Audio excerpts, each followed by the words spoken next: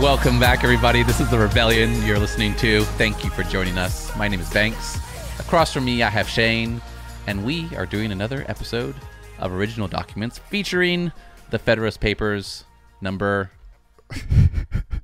I can edit that out. You're good. Welcome to the Rebellion, ladies and gents. Yeah, we have episode, or I should say, Anti-Federalist Papers 11. Oh, did I say Federalist? Sorry. Anti-Federalist Papers 11 and 12. If you're watching on YouTube, the lights are down. This is how we rock it for the Anti-Federalist, man. It's a little different feel. It's one of those things where we will do a little recording sometimes just to have some stuff in the bag. The Anti-Federalists are perfect for that, man. I don't feel like we still have, like 80 of them to do. Yeah. So. You ever see Bad Teacher?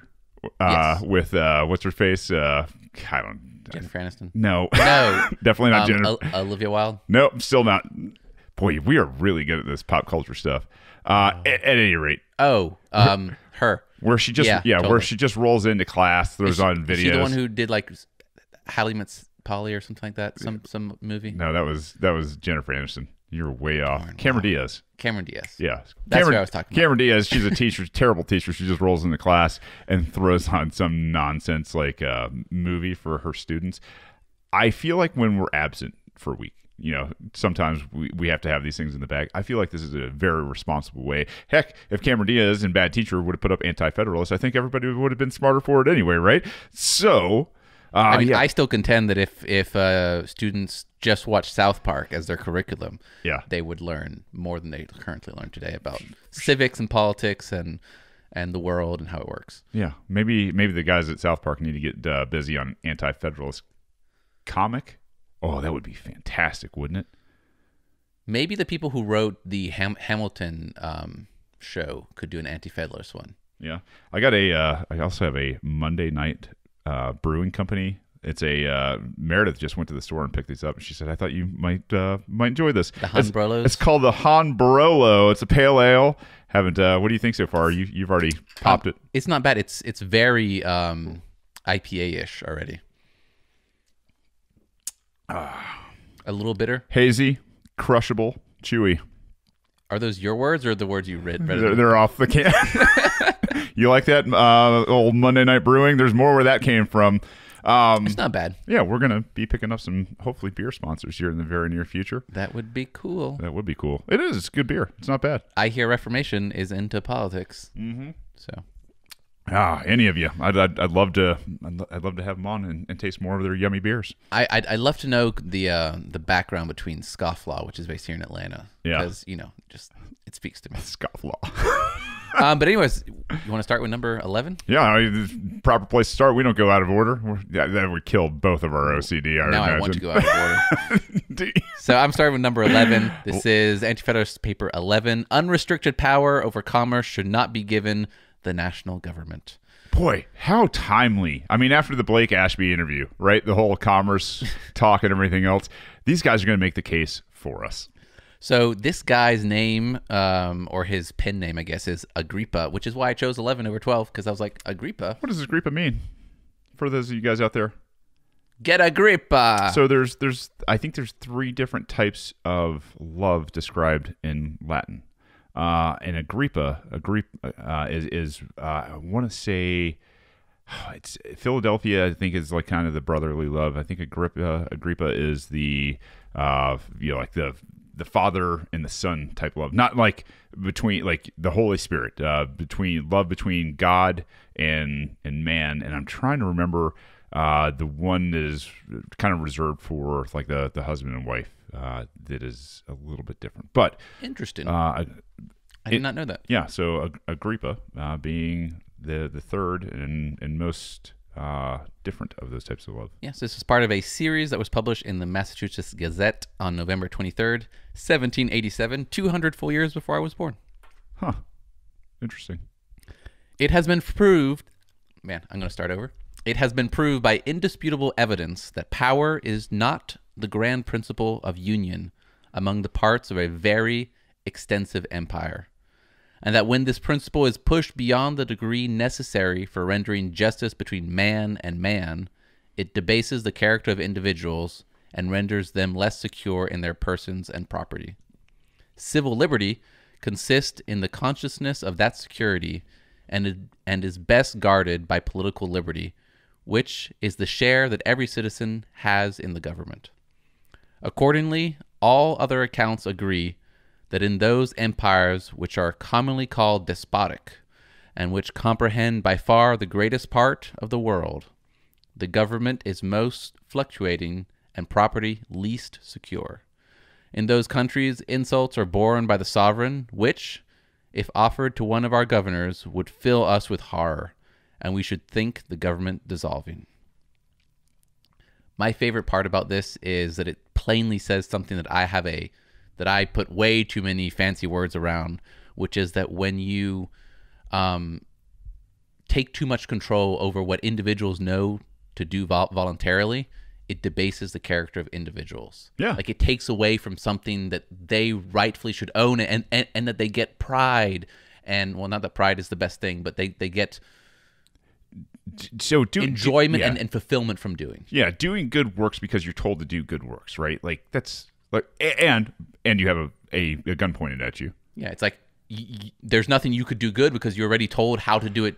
Well, not really good usually, but right. How to do it. So it's like, well, this is not me. I just follow the rules. Obviously, what's meaningful is when somebody has an idea, sees it through fruition, and it helps somebody, whether directly or indirectly. But if they actually set out to do charitable work, because they see a need for somebody else, and they don't molest or cause harm to anybody else, well, in that pursuit of helping somebody, that's where real charity is done. You get no credit for forced government nonsense. Mm-hmm. So, and same thing about all other parts of life. If you have no control over the parts of life and you're just following the checklist, you might feel empty inside. Yeah, most likely.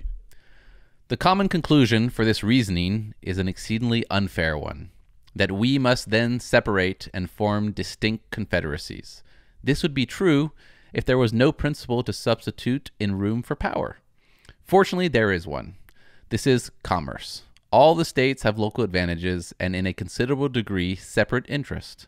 They are, therefore, in a situation to supply each other's wants. Carolina, for instance, is inhabited by planters, while Massachusetts is more engaged in commerce and manufactures.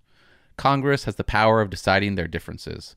The most friendly intercourse may therefore be established between them.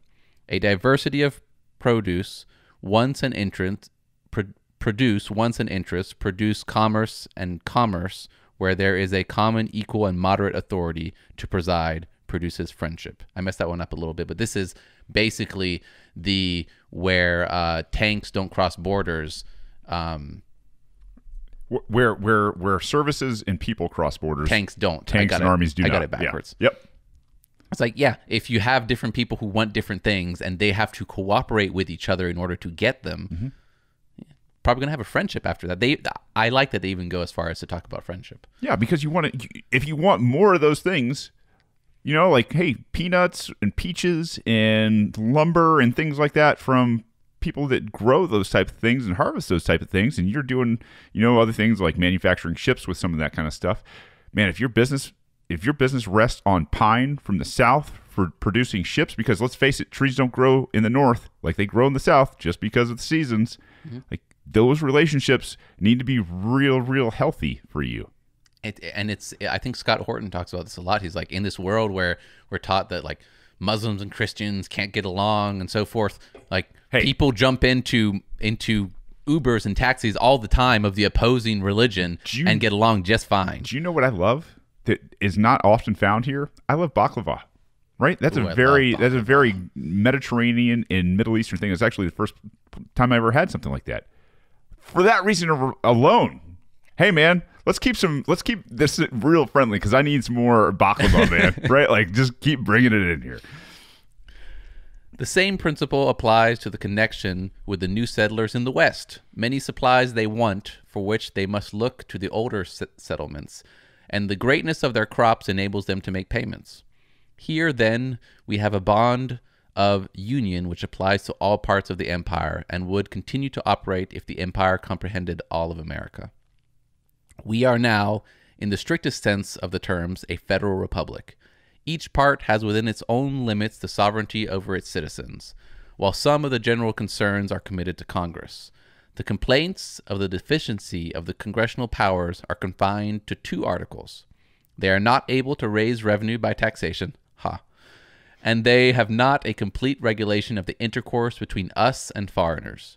For each of these complaints, there is some foundation, but not enough to justify the clamor which has been raised. ... Think about that. Think about these guys distrusted these jackasses even in this time frame that were suggesting a constitutional government, right?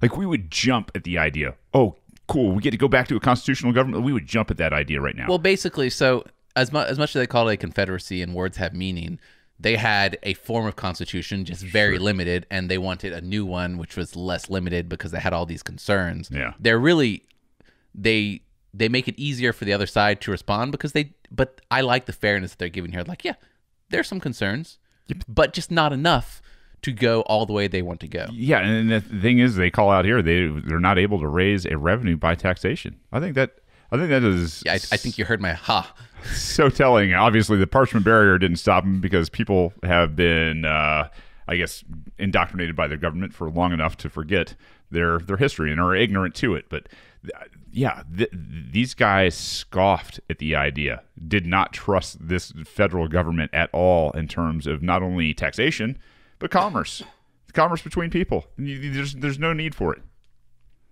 Indeed. The second article of complaint against the present confederation is that Congress has not the sole power to regulate the intercourse between us and foreigners. Such a power extends not only to war and peace, but to trade and naturalization. This last article ought never to be given to them, for though most of the states may be willing for certain reasons to receive foreigners and citizens, yet reasons of equal weight may induce other states differently circumstanced to keep their blood pure. Interesting, phraseology. Yeah. There. Pennsylvania has chosen to receive all that would come there. Let any indifferent person judge whether that state, in point of morals, education, or energy, is equal to any of the eastern states, the small state of Rhode Island only excepted. Pennsylvania, in the course of a century, has acquired her present extent and population at the expense of religion and good morals. The eastern states have, by keeping separate from the foreign mixtures, acquired their present greatness in the course of a century and a half, and preserved their religion and morals. They have also preserved that manly virtue which is equally fitted for rendering them respectable in war and industrious in peace. So this is one of the interesting times where the Federalist Papers kind of goes off just talking about liberty and has, well, I guess they've made some pointed opinions about certain states being certain ways. Well, but the thing is they regard those states in what they're doing in terms of the practice of immigration and assimilation as a state that has the power to do those things. That I think that is the takeaway for me is like, look, the way this is supposed to be done, look, Pennsylvania, they're taking anybody and everybody. You look at you look at a lot of the families that come out of Pennsylvania. You're talking about a lot of, for today's purposes, Eastern Bloc, Slovak. You're talking about Polish. You're talking about Italian. You're talking about back in the day. I think you're talking less about Eastern Bloc and more about like Catholics from all of them. Ireland and Italy and but it goes even further back. I mean, I'll tell you right now, having the Marine Corps, it takes you down this path of people who are probably not rich to begin with, and it takes a conglomeration. So on the East Coast, anybody who's east of the Mississippi is going to Parris Island. So we get the guys from Pennsylvania. All right, the guys from PA, every damn other one of them, it seems like their last name ends with SKI. Every one of them. And so they end up being called Ski. And tell you what, Ski is a very Polish or Eastern Bloc, the Yugoslavias, what are the other old Russian countries that fell off and departed there. At any rate, Republic. Yeah, it's a conglomeration of those types of different last names, and I'll tell you what, Pennsylvania is replete with them. I just would have assumed that would have been like late 18th century that those would have come over, but I could be wrong. Yeah, I mean, but the thing is, just because they were more on the western side of Europe. Yeah, that the other ones would have come first. It, I could be wrong by history. well, I mean, you also kind of look at the Prussians and a lot of the Germans that came over that George Washington defeated there on Christmas, at the Potomac, and That's a famous picture, right? Yeah, it's famous. I'm sorry, the Delaware, where he's crossing the Delaware. Jeez, Potomac. What am I talking about? That's different. At any rate, like the fact that these guys are sitting there going, hey, listen, some of these states do integration and immigration in a different way than these states. That was what they thought was supposed to happen. Like, this is the way they set things up to happen. Is Pennsylvania, you can do your own thing, but hey, listen, in terms of being a naturalized citizen, we're going to codify that. You have to go through the same naturalization process to vote so that you can't swell your numbers. Same thing, man. It's just like we've lost sight of that, and we've relegated all of it to the national government, which these guys are obviously warning us not to do. Indeed. The remaining power for peace and trade might perhaps be safely lodged with Congress under some limitations. No, so that's what I'm talking about. That previous paragraph actually says that naturalization wouldn't be a federal purview. That's... But because that is, he says right there, and we're going through this at the same time as you guys, so that's why we're stopping. He says the last article ought never be given to them. That would be the naturalization part. Yeah. Yeah, so the anti-federalists were making the argument that, hey, listen. And it's a very different time, but I find, and this person obviously has some opinion about what is better or not, but it's like, well, each confederacy each state gets to do what they want within the confederacy. But I find that quite interesting because of the point that you made about the swelling of numbers. Yeah. Which I guess when you don't have a big federal government, maybe the swelling of numbers doesn't matter that much. And here's the other thing. This guy might be from a smaller state. That's the thing. Or he might be one of those people from a larger state that's trying to pull in numbers. Maybe.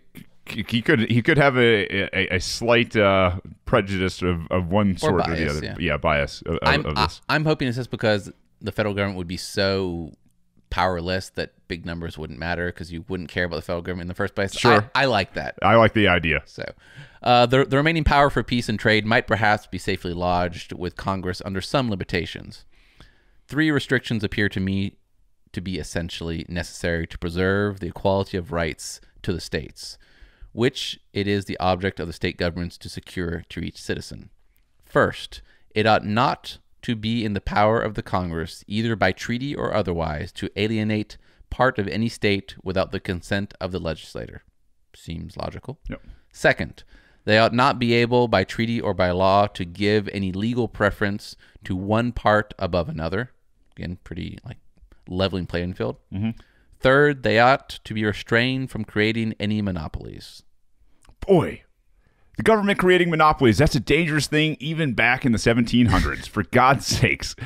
Oh, boy. I mean, we talked about this ad nauseum, the FDA, the FAA, things through bureaucracy that they've taken control of arbitrarily. Those monopolies are extremely dangerous. Where there be no competition and no agreements and friendship between men. Oh, and bureaucracy is accountable to nobody on top of it all. Sounds wonderful. Yeah, it sounds great. The idea of consolidation is further kept up in the right given the to regulate trade. Well, I messed that up completely.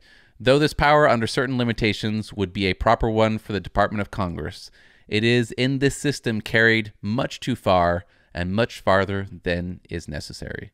This is, without exception, the most commercial state upon the continent. Other extensive coasts, cold climate, small estates, and equality of rights, with a variety of subordinate and concurring circumstances, place us in this respect at the head of the Union. We must therefore be indulged if a point which so nearly relates to our welfare be rigidly examined. The new Constitution not only prohibits vessels bound from one state to another from paying any duties, but even from entering and clearing. The only use of such a regulation is to keep each state in complete ignorance of its own resources. It certainly is no hardship to enter and clear at the custom house, and the expense is too small to be of objection, basically. I'm not sure I agree with all this. It's funny because he's talking about the freedom of each state to protect its resources and its competitive advantage between each other. But he doesn't. He's kind of talking down the free flow of commerce happening. A little bit. Even though he says it's going to happen intrinsically, and this is good. There seems to be. I haven't finished, but there seems to be some like talking on both sides of his mouth here. He's like, commerce is great. People should just figure it out. But then he's giving this power to each state that, oh, well, they should have the right to, have some limitations and protect themselves to some degree. Yeah. Yeah. It is. As we're reading this is, the first time that we've read this together. It's the first time I've read it in a long time. Number 11 anyway. Not that I expected all the Anti-Federalist Papers to No, be they're definitely not going to be perfect. But at the same time, you're sitting there going, okay, he understands that you're not going to, like, for people who are mariners, right? People who are seagoing people. Have you ever been through, even the channels here on the coast of Georgia? They are extensive. The amount of real estate that is out there that an agency like the government would have to try to cover to prevent, I don't care if it's state government, I don't care if it's federal government, the amount of land where people can pull up with a ship and trade with each other. Absolutely impossible. And that would have to be all controlled by the federal government. Can't if do we were it to have that kind of system. Yeah, you could do it. So but he's not doing a very good job so far to me talking about why we shouldn't give this power to the federal government. He's more so talking about how this should be left to the states. Yeah. And that seems a little bit constraining to me. Mm-hmm. The unlimited right to regulate trade includes the right of granting exclusive charters, which the federal government has certainly done. This in all old countries is considered as one principal branch of prerogative. We find hardly a country in Europe which has not felt the ill effects of such a power. Holland has carried the exercise of it farther than any other state, and the only reason why that country has felt less evil from it is that the territory is very small, and they have drawn large revenues from their colonies in the East and West Indies. In this respect, the whole country is to be considered as a trading company, having exclusive privileges. The colonies are large in proportion to the parent state, so that upon the whole the latter may gain by such a system. We are also to take into consideration the industry which the genius of the free government inspires. But in the British Islands, all these circumstances together have not prevented them from being injured by the monopolies created there. Individuals have been enriched, but the country at large has been hurt. Some valuable branches of trade being granted to companies who transact their business in London, that city is perhaps the place of the greatest trade in the world. But Ireland, under such influence, suffers exceedingly and is impoverished, and Scotland is a mere byword.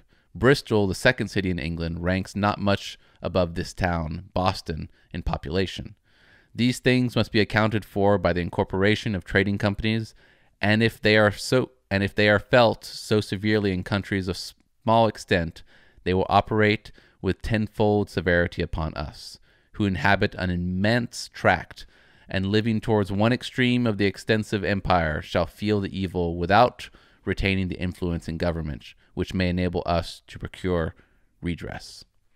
There ought then to be inserted a restraining clause which might prevent the Congress from making any such grant, because they consequently defeat the trade out of the outports, and are also injurious to the general commerce by enhancing prices and destroying the rivalship, which is the great stimulus to industry. He's talking about supply and demand, the market, and he's talking about the government being a choke point. So he's talking about how there are all these examples right now, but with the empire of Britain and Holland, smaller and so forth, where the government has granted monopolies to certain companies, and how that has been harmful to competition. Yeah, of course it is. And he's scared that if America has one big federal government, the same will happen here, and it will specifically harm individual states. Yeah.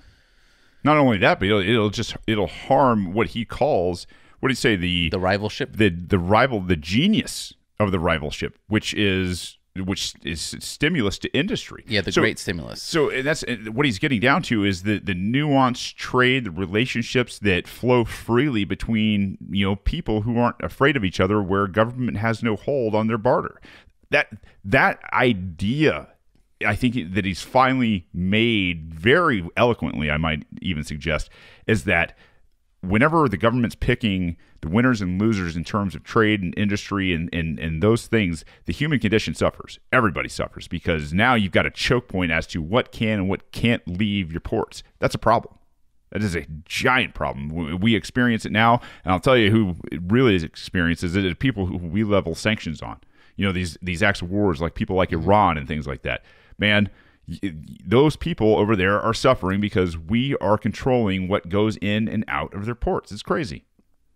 Yeah, so it kind of goes both ways. I can see that he would argue, hey, we shouldn't have a one world government, because then what's going to happen is the government is going to give these monopolies and mess up the market. Yeah. And even though you can have markets on a smaller level, which is what we have right now, right? We have America, we have Iran, and but you can also have problems there too. Yeah. And he kind of flies by, I think, kind of implying that, well, the smaller colonies are just going to get it right.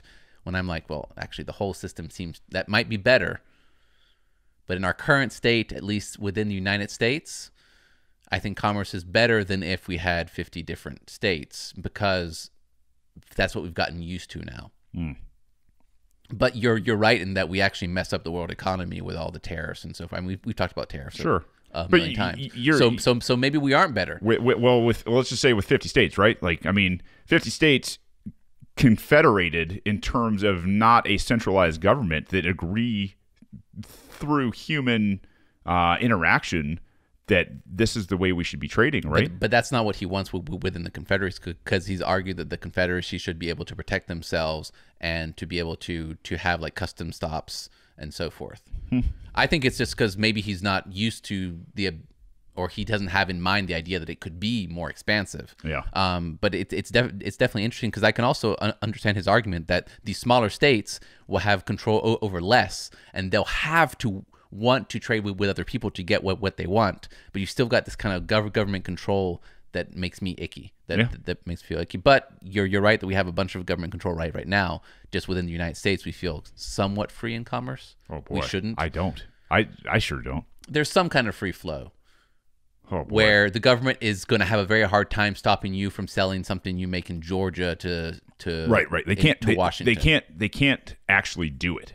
They can try. They can outlaw it. They can try to make a black market.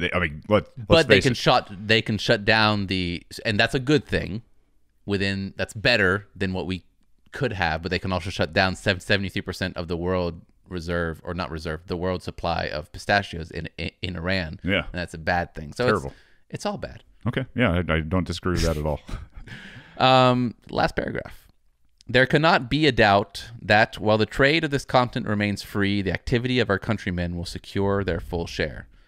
The estimates for the present year, let them be made by what party they may suppose the balance of trade to be largely in our favor. The credit of our merchants is therefore fully established in foreign countries. This is sufficient proof that when business is unshackled, it will find that channel which is most friendly to its course.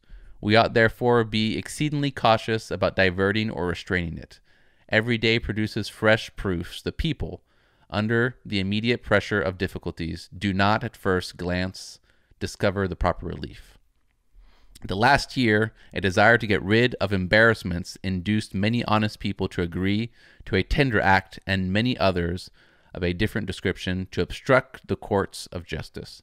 Both these methods only increased the evil they were intended to cure. Experience has since shown that, instead of trying to lessen an evil by altering the present course of things, that every endeavor should be applied to facilitate the course of law, and thus to encourage a mutual confidence among citizens, which increases the resources of them all, and renders ease of payment of debts. By this means, one does not grow rich at the expense of another, but all are benefited. The case is the same with the states. Pennsylvania, with one port and a large territory, is less favorably situated for trade than Massachusetts, which has an extensive coast in proportion to its limits of jurisdiction. Accordingly, a much larger proportion of our people are engaged in maritime affairs. We ought therefore to be particularly attentive to securing so great an interest. It is vain to tell us that we ought to overlook local interests. It is only by protecting local concerns that the interest of the whole is preserved. No man, when he enters into society, does it from a view to promote the good of others.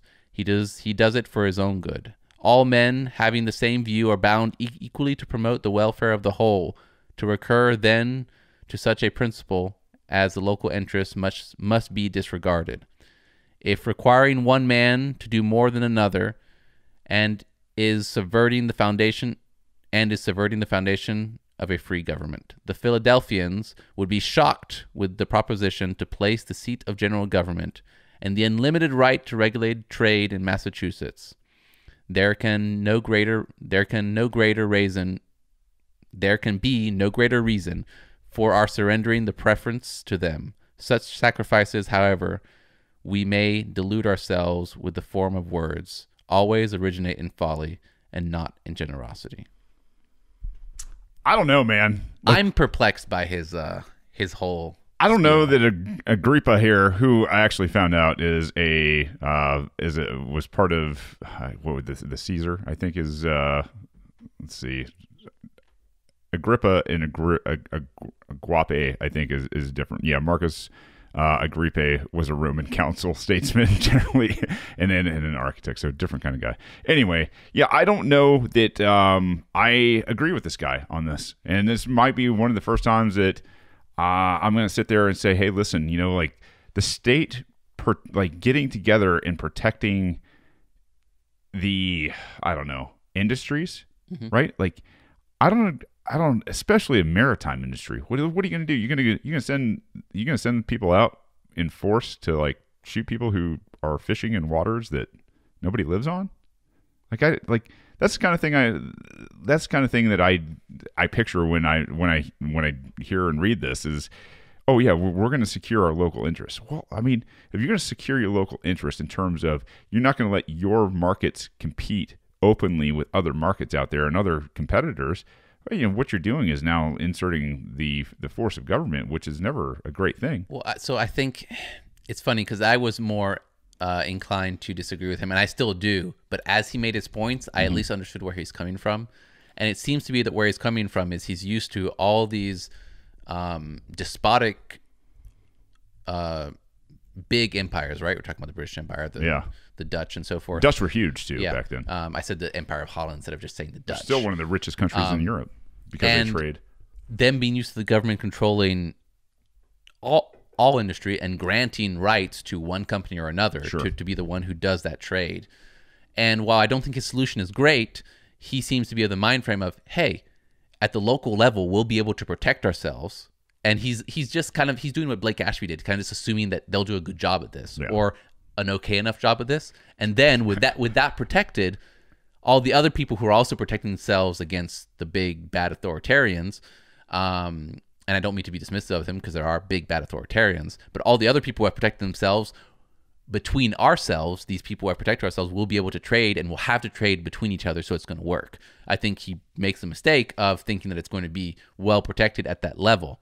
And we kind of fell into the position of being the empire that you talk about of the world. So we're lucky that we get to trade more than other people, right? Yeah. We have the trade advantage, not in everything, but in a lot of things because we have more money and people want to give us stuff. Yeah, we have the fiat. We have the fiat currency, which is the reserve currency right now. And so I think in terms of trade, we just got lucky in that position. And we have to remember that maybe it's like most things we talk about. The standard is pretty low. Things could be so much better. Yeah. And trade could be so much less hindered. I mean, when we dive into one aspect of trade for a second, we did that episode on tariffs, which I'll link. We see that just that one thing about these microscopes or whatever is just completely messed up, where it gives the monopoly to Amazon and a few other big companies and nobody else can compete.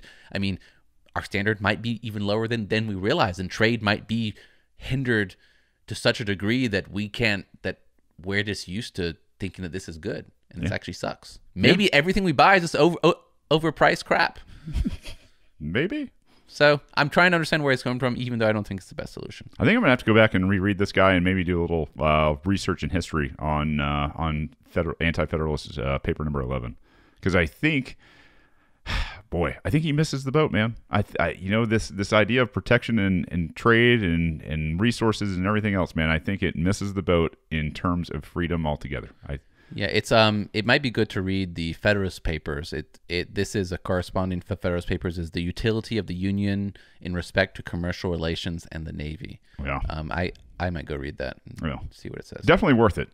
Absolutely. Anti-Federalist paper number 12. How will a new government raise money? This is by Cincinnatus. He is an anti-Federalist writer. In this essay from an address to a meeting of the citizens of Philadelphia, the writer responds to James Wilson's statements about Congress' powers to tax under the Constitution. It appeared in the November 29th and December 6th, 1787 New York Journal as reprinted from the Philadelphia newspaper. I believe we've read some stuff from Cincinnatus before. Yeah, we have.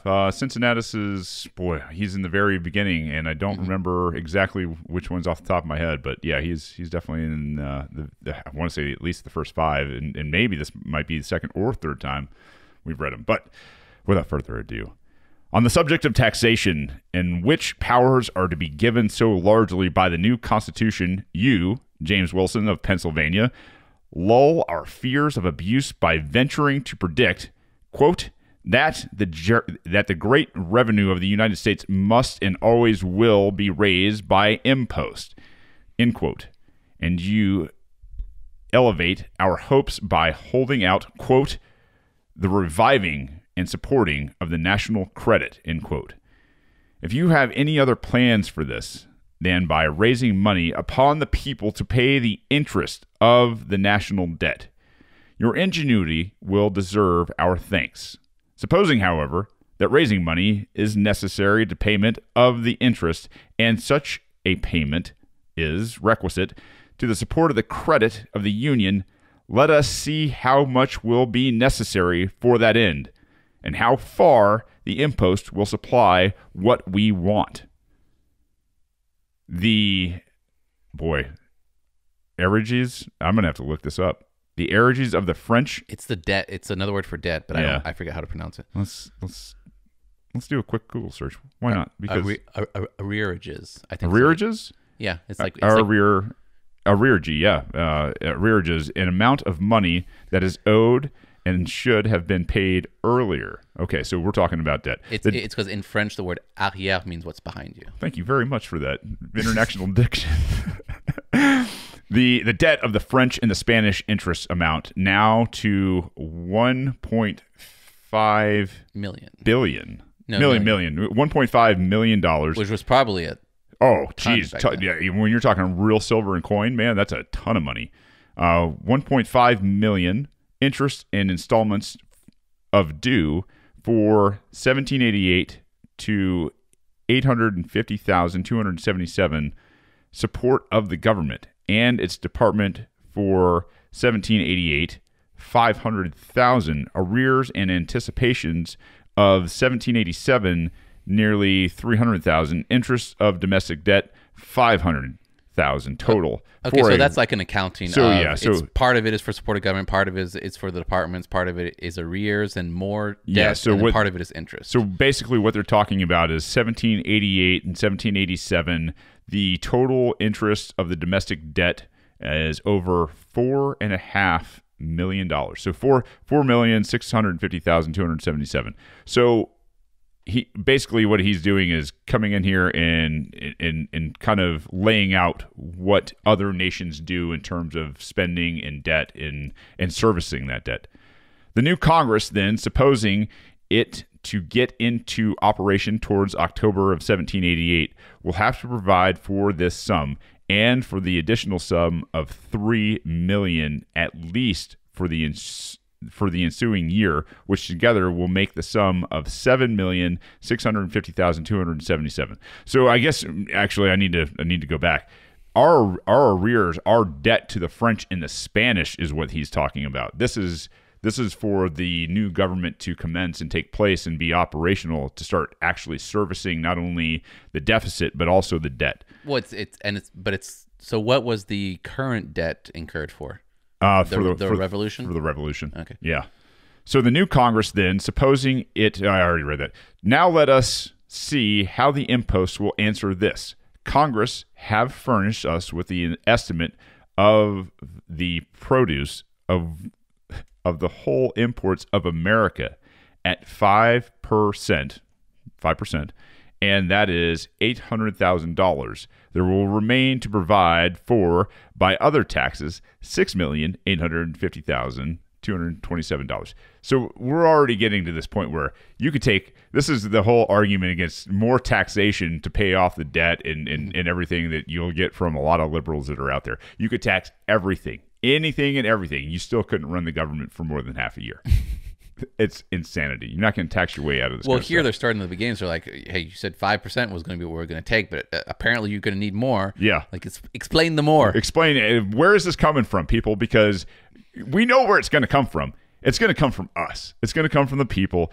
He's like, man, you got some voodoo up your sleeve? I'm happy to see it. Show us something new in humanity. Like, this is not going to happen. We know, too, that our imports diminish yearly, and from the nature of things must continue to diminish, and consequently, that the above estimate of the produce of the impost will in all probability fall much short of the supposed sum. But even without this, it must appear that you, either intentionally misleading our hearers or were very little acquainted with the subject when you ventured to predict that the great revenue of the United States would always flow from the impost. The estimate above is from the publications of Congress, and I presume is right.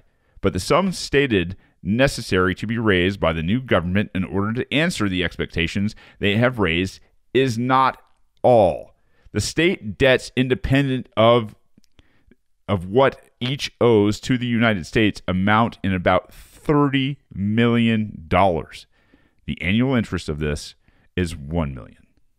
So he's making a case that not only are we in debt at the federal level already to places like France and Spain, we also have state debts that are in arrears right now. Well, yeah, because wasn't one of the selling points, hey, we'll take all your state debt on. Yeah. Like, we'll just transfer it That's from right. us to the federal government. Oh, is it? And they're like, hey, Huge selling how point. about, and he doesn't actually make this point, but I assume he's saying, like, how about we keep our state debts and we'll figure them out so you don't tax us to pay our debts. That's where the full faith and credit clause comes from in the Constitution, right? Mm-hmm. That is exactly where this whole time frame comes from. And off the top of my head, boy, full faith and credit, I want to say that's Article 4 of the Constitution somewhere. I could be wrong, but he's running for U.S. Senate. Can't even quote the Constitution. He can't pull the full faith and credit clause from memory. How many Americans do you think can do that? I can if you give me 30 seconds on my 30 phone. seconds, ready to go. I'll keep reading. It will be expected that the new government will provide for this also, and such expectation is founded not only in the promise you hold forth of its reviving and support public credit among us, but also on the unavoidable principle of justice. That is, the new government takes away the impost and other substantial taxes from the produce of which the several states paid the interest of their debt or funded the paper with which they paid it. The new government must find ways and means of supplying that deficiency in hard money, for paper cannot be used without a violation of the principles it boasts. Nobody cares anymore. Cowards, these guys. No, it actually reminds me of the fact that one of the basic reasons that money is worth something is because the government puts a gun to your head and says, hey, pay me in this paper that I said is worth something. So it's right? Like, it is worth something. It's actually not worthless. It's worth something because it's worth your life. Because if you don't pay it, then they kill you. If I don't get back some of this fiat currency to my overlords, then they're going to kill me. So it's in my best interest to keep paying them back their silly fiat currency. And because you have to get it from other people in trade, you have to then trade valuable things and food and resources and For stuff. their worthless damn so, paper. So you can get worthless paper so you don't die. See, if you just reframe things, it can be pretty dark like this studio right now. Wow, man. Is that why we read in the dark? We read the Anti-Federalists in the dark because it was the dark ages? Man, well, they should have listened to these guys. Jeez, oh, Pete. The sum, then, which it must annually raise in specie. Should I take a second? I'm going to take a second. Specie, for those of you guys, I mean, and I know this crowd, for the most part, understands what specie is. Specie is a denomination of money, okay? So whether it's gold, whether it's silver, whether it's paper, whatever it is, specie is what they're referring to as a denomination of currency, okay? So the sum, then, which it must annually raise in specie after the first year cannot be less than $4,800,000. At present, there is not one half of this sum in specie raised in all the states. And yet, the complaints of the intolerable taxes has produced one rebellion and will be mainly operative in the adoption of your Constitution. How you will get this sum is inconceivable, and yet get it you must, or lose all credit. Lose the credit. With magnificent promises, you have brought golden opinions of all sorts of people, and with gold you must answer them. I love this. Like, this guy is taking old what's-his-face to the woodshed right now. Like, he's going, hey, dude. Who's old? What's his face? Oh, the guy in the very beginning. Let me see. This is in James Wilson. Oh, you said. Oh, yeah. You Yeah, said James that. Wilson. You said that. Yeah, let me see.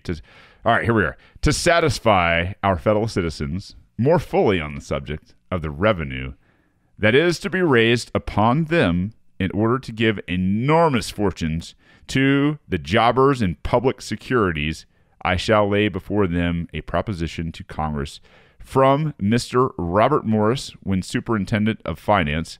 It is dated, I think, the 29th of June, 1782, and is in these words. I say, I think because by accident the month is erased in the note I have, and I have not access to public papers which would enable me to supply the defect. So he's about to quote somebody here. He's about to quote Mr. Robert Morris. Quote, the requisition of a 5% impost made on the 3rd of February, 1781, has not yet been complied with by the state of Rhode Island, but as there is reason to believe that their compliance is not far off, this revenue may be considered as already granted. It will, however, be very inadequate to the purpose intended. If goods be imported and prizes introduced to the amount of 12 millions annually, the 5% would be 600,000, from which at least 1/6 must be deducted, as well for the cost of the collection as for the various defalcations which will necessarily happen, and which it is unnecessary to enumerate. It is not safe, therefore, to estimate this revenue at more than $500,000 for though it may produce more, yet probably it will not produce so much. It was in consequence of this that on the 27th day of February last I took the liberty to submit the propriety of asking the states for a land tax of $1 for every 100 acres of land, a poll tax of $1 on all freemen and all male slaves between 16 and 60, expecting such as are in the federal army, or by wounds or otherwise rendered unfit for service, and an excise of 1/8 of a dollar on all distilled spirituous liquors. Each of these may be estimated at $500,000, and should the product be equal to the estimation, the sum total of the revenues for funding the public debts would be equal to $2 million. So So he's talking about a boatload of taxes, man. I'm confused because what this guy now, like, arguing against these taxes is doing, I guess it makes sense, is quoting from this guy who's from Rhode Island and be like, hey, I found a solution because apparently you're 5%, not going to do it. We don't just have to tax land. We're gonna start taxing land. Then the slaves. We have to tax even people who are unfit for service because they have to pay at least an eighth of a dollar. And then we have to tax liquor. Apparently, it started. So basically, what he's doing, he's like, all right, hey, listen, we accept that your crappy plan is not going to work. This guy is starting to work out the math, right? Like, but here's what it happens: is the math. What he's doing is including a whole bunch of new taxes that didn't exist to make up the difference, right? Like, this is not going to fly. It flew, unfortunately. It flew in America. People accepted taxes to pay off these silly debts of what? Of war. God almighty. War and government. I mean, the same damn thing every time, isn't it? I wish we had an economist on hand who could tell me what the inflation was, because $1 for every 100 acres, that would be 1 cent for every acre. What is 1 cent back then worth today? Because property, like, of course, there's always been property taxes, but to see $1 per 100 acres, though, man, to see it be argued for in that time is really sad. Yeah, it's very interesting though. He's setting this thing up on a tee to knock it out of the park. I think it may be said that, let the government be what it may, the sums I have stated must be raised, and the same difficulties exist. This is not altogether true. For first, we are now in the way of paying the interest of the domestic debt with paper, which under the new system is utterly... Hold on, you left out a whole paragraph. Did I? The whole line? You will readily perceive, Mr. Wilson, that there is no vast difference between... Oh, boy, I'm sorry, people. I was trying to follow and couldn't. No, you're good. I skipped it. You will readily perceive, Mr. Wilson, that there is a vast difference between your prediction and your friend's proposition. Shocker. Give me leave to say, sir, that it is not discreet in you to speak upon finance without instructions from the great financier. Since, independent of its delusive effect upon your audience, it may excite his jealousy, least you should have a secret design of rivaling him in the expected office of superintendent under the new Constitution. It is true, there is no real foundation for it, but then you know jealously makes the food it feeds on. A quarrel between two such able and honest friends of the United States would, I am persuaded, be felt as a public calamity. I beseech you, then, to be very tender upon this point and your next how do you do that? Harangue? Harangue. That's what it is. Harangue. What does harangue mean? Boy, to harangue. It is... Let me look this up because I don't want to get... I think it's like some kind of like... Argument? Lengthy discussion? And aggressive speech is... Huh. Yeah, your next harangue. That's a cool word. Yeah. I think I've heard my dad use it before. I'll tell you what. You want to talk to a thesaurus, man. My dad, he's great at this kind of stuff. Cool. Anyway... Your next harangue, and if 4 months' study will not furnish you with sufficient discretion, we will indulge you with 6. So he's like, hey, man, we're going to give you 4 months to study this crap. And by the way, if you don't come up with an answer that's, intelligible in those 4 months, don't worry. We'll give you an extra 2 months. Hey, jackass, you're not going to find an answer, in other think words. He's being way too nice. Oh, what he's doing is exhausting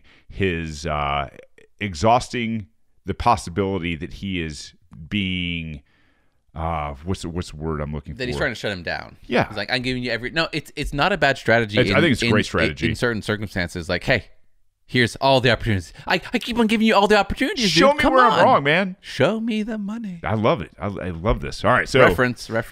Show me the money? You got it? This is one of your other rom-coms, isn't it? You don't know that reference? It's Jerry Maguire. Okay. Yeah, I hate that I've seen that movie. It's not a bad movie. Oh, it's terrible. Who's like coming with me? It may be said, let the government be what it may.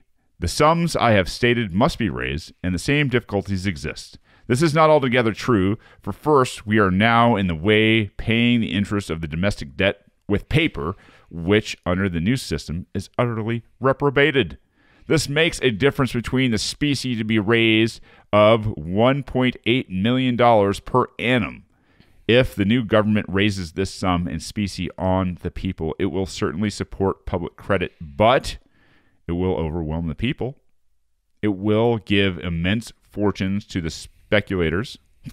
Golly, listen to this guy. But it will grind the poor to dust. Besides, the present government is now redeeming the principal of the domestic debt by the sale of Western lands, but let the full interest be paid in specie. And who will part with the principal for those lands? A principal, which, having been generally purchased for 2 shillings and 6 on the pound, will yield to the holders 240%. This paper system, therefore, though in general an evil, is in this instance attended with the great benefit of enabling the public to cancel a debt upon easy terms, which has been swelled to its enormous size by as enormous impositions. And the new government, by promising too much, will insolve itself in a disreputable breach of faith. I mean, you could say that today. It's like politicians, by promising all the things you're promising today, you are involving us into, or yourselves into, a breach of faith because we cannot believe you anymore. It's not going to affect everybody, but the poor. You want to talk taxes, man? I don't give a damn if it's a property tax, a car tax, a consumption tax. I don't care what kind of tax it is. Taxes crush poor people. Well, especially property tax, because at least you can say that the taxes that are percentage based. I'm not saying they're good. I'm not saying they don't put an onus on the entry level of cost of goods. Yeah. But property taxes specifically are flat fees. Based on what it is worth, but what a piece of property is worth is not liquid. It's just what. So poor people, like, I argue all the time, like, what if somebody works their whole life, a dentist, let's say, buys $1 million house, retires, decides he doesn't want to work anymore. He can't afford the property tax on that house sometimes. If you own a big house in Buckhead, Atlanta, like, those taxes sometimes are like $50,000, $60,000 a year. It's crazy. So if you've been making $500,000 a year, you buy this huge house and you stop working, maybe you can't afford to pay those property taxes for 2 or 3 decades of the rest of your life. I find that insulting. We got more, property taxes in general, but especially property taxes. You want to talk about just slave labor, man. And then and they'll say, but well, if you don't have property tax, you've got all these people who own tons of land. It's like property taxes has been taking away land from poor people forever. Yeah. Like, property taxes go up, poor people have to sell and go somewhere where they don't have money to own land anymore. Let me say this. I got another paragraph before we finish this one up. People, hear me now. Never, ever, ever, ever, ever, ever, ever, ever, ever, ever let the government indebt you. Ever. It will never stop. It will never, ever, ever, ever, ever stop. And you will make a slave out of yourself in every generation after that, because they will continue to do it. Yeah, I feel like a lot of people are like, well, we're already slaves, so too late. Too late. Yeah, I don't know. Maybe what I'm thinking is, you're totally right, Shane. I'm just saying that's what I've. Where I'm going with this is, I'm hearing. When this thing dies, this vast giant empire, and it goes through the death throes, and they want to stand up a new one, and they want to say, oh, by the way, we're not going to tax, we're not going to do any of this kind of stuff. Oh, it's all good, we're fine. We just got to pay off a little bit of debt. Don't let them do it. Default. Screw it. Bankruptcy. Let it happen. Full faith and credit's gone. Get back to hard money. Find something you can trade locally or whoever you're trading with. I don't give a damn. But don't ever, ever, ever, ever let the government indebt you. I love when Shane is really, like, so cute and naive over there. He's like, somebody's going to come up and say that this is a nice statement. It's going to say that we're not going to tax you. No, people have gotten used to taxes. You can't. It's the price we pay to live in a civilized society. Shane. Let me go another way. If you think I'm cute and naive, when I say never, never, never, never, I know you're not. Take naive. that to the very ends of the earth. Okay? And when I say that, I mean, make sure that nobody, through whatever means you need to defend your life and your property and your people, don't let anybody ever do that. That's all I'm saying. Be pleasant and nice as long as you can. Last paragraph. The present government promises nothing. The intended government, everything. From the present government, little is expected. From the intended one, much. Because it is conceived that to the latter, much is given, to the former, little. And yet, the inability of the people to pay what is required in specie remaining the same, the funds of the one will not much exceed those of the other. The public creditors are easy with the present government from a conviction of its inability to pay. They will be urgent with the new one from an opinion that as is promised, so it can and will perform everything. Whether the change will be for the prosperity and honor is yet to be tried. Perhaps it will be found that the supposed want of power in Congress to levy taxes is, at present, a veil of happily thrown over the inability of the people, and that the large powers given to the new government will, to everyone, expose the nakedness of our land. Certain it is that if the expectations which are grafted on the gift of those plenary powers are not answered, our credit will be irrevocably ruined. Cincinnatus. I like the guy, man. The guy makes a hell of a good statement, and he makes a hell of a good argument. I mean, just the mere fact that he is addressing the fact that numbers don't add up. You're Mr. James Wilson. You are no economist. You're a con man. Like this is the modern day struggle that you see out there between the Austrians and the Keynesians. Yeah, it's every example, because he's saying there at the end, he's like, hey, two systems. They can't do much different when it comes to actually like raising money and paying off debts. But one system is just saying, we'll promise you all these amazing things. And the other system is being, like reasonable. All these amazing things come at a price, making it even worse. And it's exactly what Bernie Sanders does all the time. He's like, free healthcare and free free all the things. And it's like that. But he must have been dealing with the same kind of people, because he's got the Rhode Island guy, Mr. Wilson, who's like, oh, hold on, I can make this work. I want all these amazing I can make this work with more money. Yeah. But people buy it. People aren't that different. People must have been buying it back then too. Be like, hey, look what we're gonna have. It's unbelievable to me, man. And they don't actually care. So the people promising all this stuff don't actually care about the debt in the first place. Yeah. I mean, because they just want the power. Well, what was it? Was it attributed to the Rothschild or the Vanderbilt? I can't remember Rothschild. which one. I don't care what laws are made of men if I have the control of the money. Supply. Yeah. I mean, he's right. If you can print money and you can buy politicians with the money, who gives a damn who's making laws, right? I'm never going to see the inside of a cell. I'm fine. Hey, we can pay off all this salacious, unintended nonsense in terms of what we've promised, quote unquote, to the people out there with some fake fiat species of currency. Of course you can. It's still not a good system. It crashes, bubbles arise, credit goes down, and then what are you left with? You're left with a recession. You're left with a depression. You're left with all these terrible, terrible things where, and I've contended a lot of times, I don't think the human species has mastered what money is.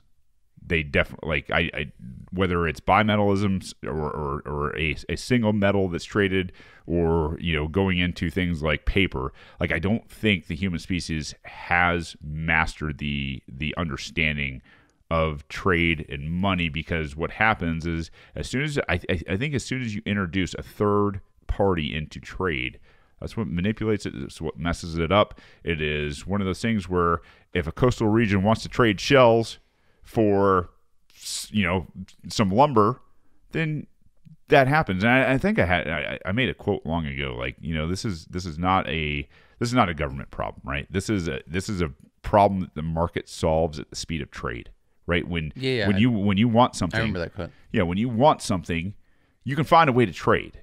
And in this day and age where you can just talk to people and be like, hey man, I got this red scooter over here. You guys. So haven't people mastered the art of money? I think people have. I don't think the problem is the medium which they exchange at, right? I mean, but in some ways they have to. I mean, I was kind of thinking of a metaphor to be like, have people master the ladder and trade? No, like the ladder, like a physical ladder. Oh, and like a ladder. A ladder, yeah. Yeah. And I'm like, yes, they have, but that doesn't mean that sometimes people put like one box in another box and try to climb on top of it and fall. So you can pervert it too, but we also have like pretty much like mastered like the ladder. Yeah, sure. In general, so I think trade has been, or money has been mastered in that we use it to trade value between people. Sure. We just also pervert it quite often. Yeah, I don't think it's people that pervert it. I think it's the government. I think it is monopolies on those financial institutions that pervert it. Sure.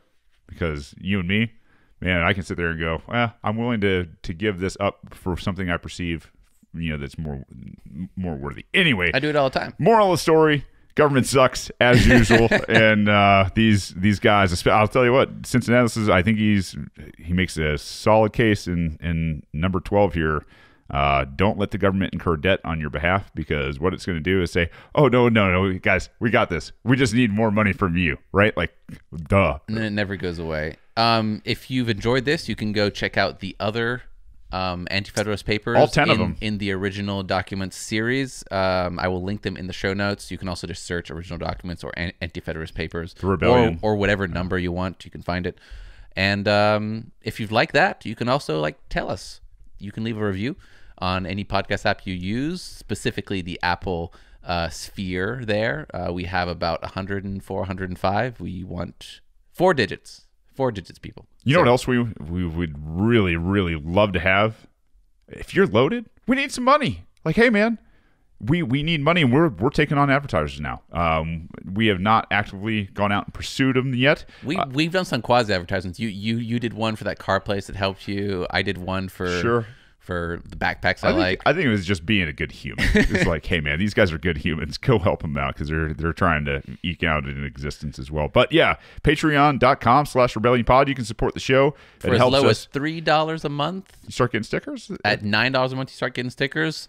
For now, everybody who gives any amount of money has gotten stickers, because we're love cool you like guys. that. We're actually, you know what it is? It's voluntary socialism. Some of you guys give more money, and some of you guys that give less money also get stickers. What happens when these guys that give more get tired of these freeloaders? You're going to leave this hippie commune. At any rate, yeah, at patreon.com/rebellionpod, you can go out and support the podcast there if you found a whole lot of whatever you love here. And I thank you guys. We don't thank the new people for tuning in. Give us a chance. I mean, I see it more and more pop up. Hey, I've been listening to these guys on the Rebellion for the past 3 weeks. Thank you guys very much for doing that kind of stuff. Thanks for spreading the word. We are on every platform minus TikTok. I'm still waiting on Banks to get up a dancing rapping video or something like that. But F Banks Wise and Shane T Hazel, you can find us there. You can find the Rebellion Pod on everything. On YouTube especially. We are picking up a ton of subscribers. I think we actually rolled over 100 the other day. Thank you guys so very much. Go like and smash everything out there. Subscribe and share it with your friends and family.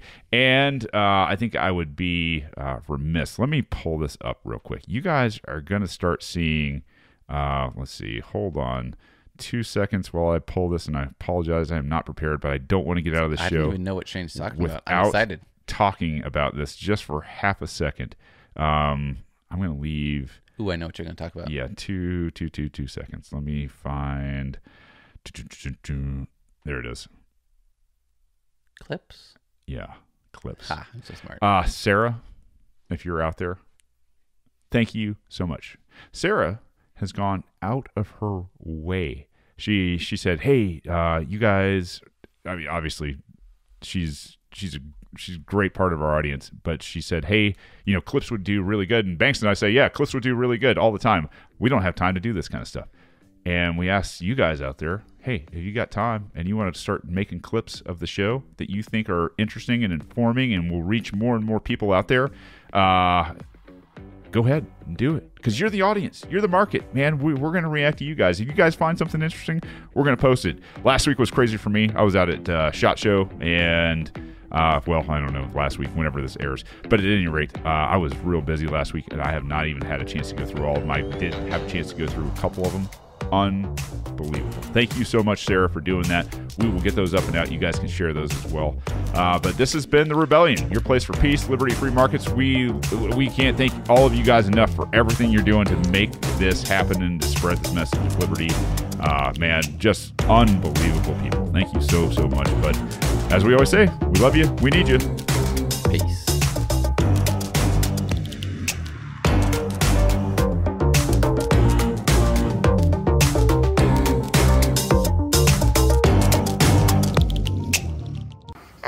Don't hurt people and don't take their stuff.